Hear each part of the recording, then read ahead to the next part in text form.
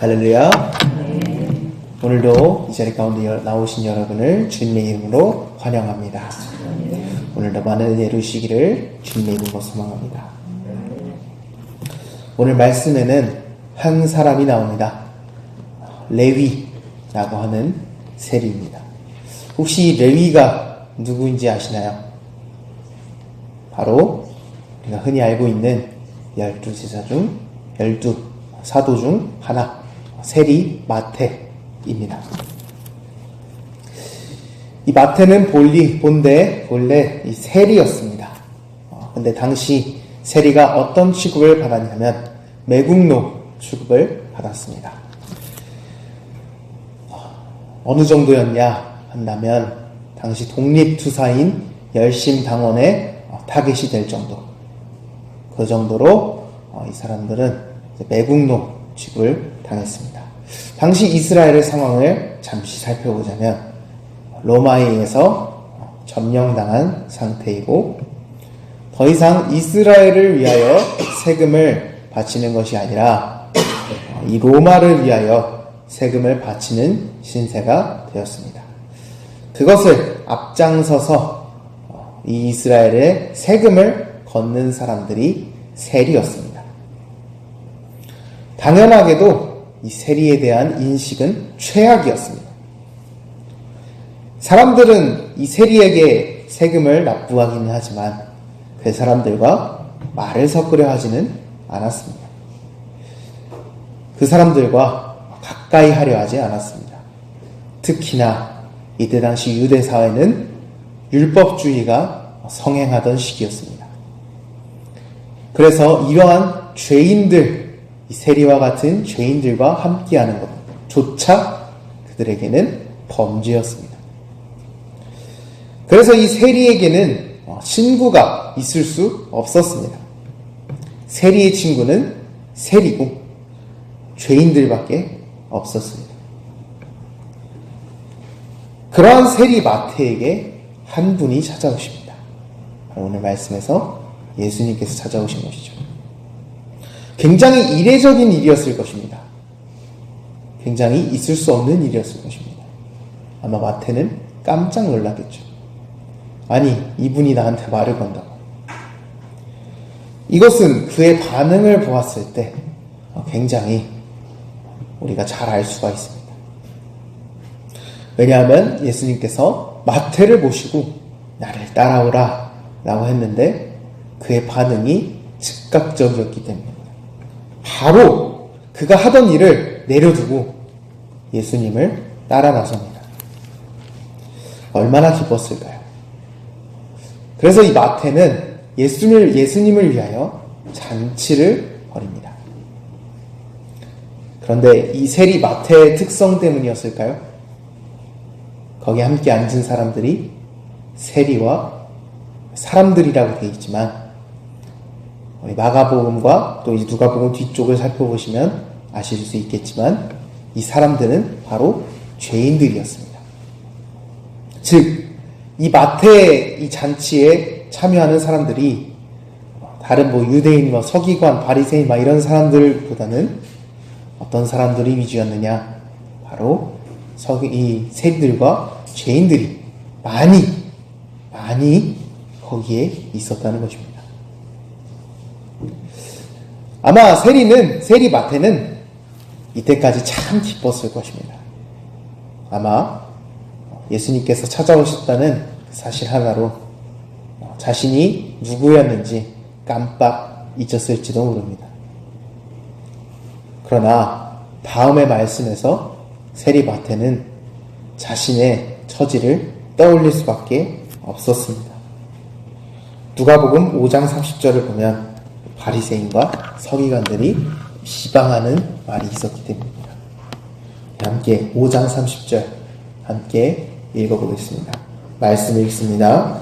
바리새인과 그들의 서기관들이 그 제자들을 비방하여 이르되 너희가 어찌하여 세리와 죄인과 함께 먹고 마시느냐. 이 말을 들은 마태는 잠시 잊어버렸던 자신의 처지를 떠올릴 수밖에 없었을 것입니다. 그는 세리가 되고 나서부터 유대 사회로부터 배척을 당했고 사람들과 관계를 맺을 수 없는 그러한 상태에 있었습니다.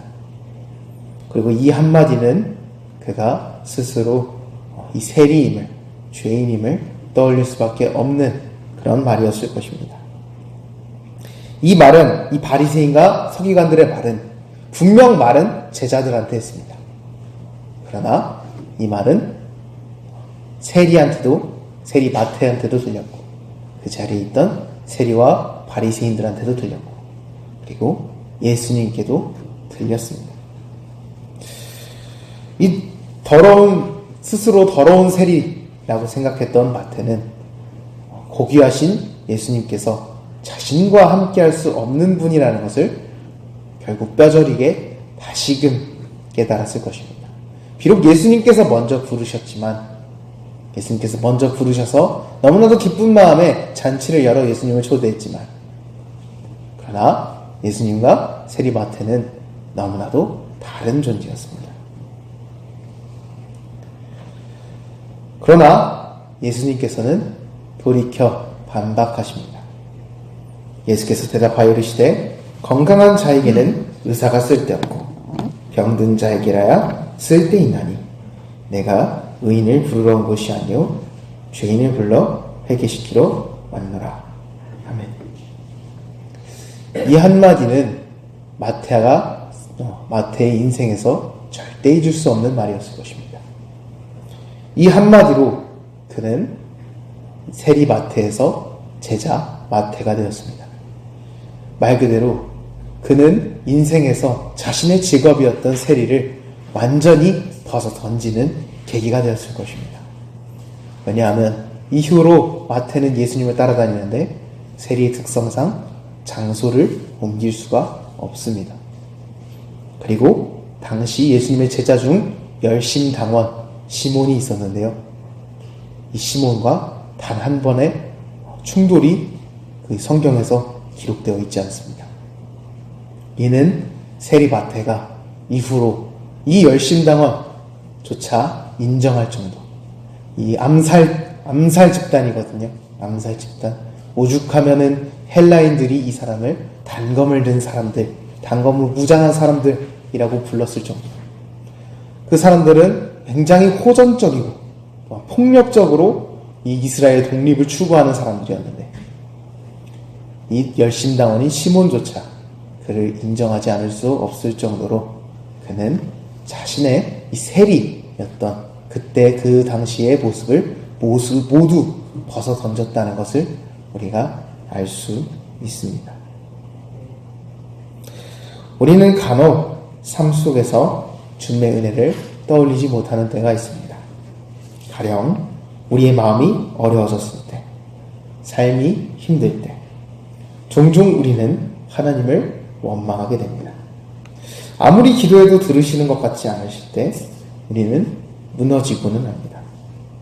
그럴 때 주님께서 우리를 어떻게 부르셨는지를 기억하시기를 주님의 이름으로 소망합니다. 죄인을 부르시는 이 일은 이 레위, 이 마태만의 일이 아니었습니다. 시몬, 베드로만의 일이 아니었습니다. 이는 우리에게도 이루어진 일입니다. 우리는 죄인 중에 괴수입니다.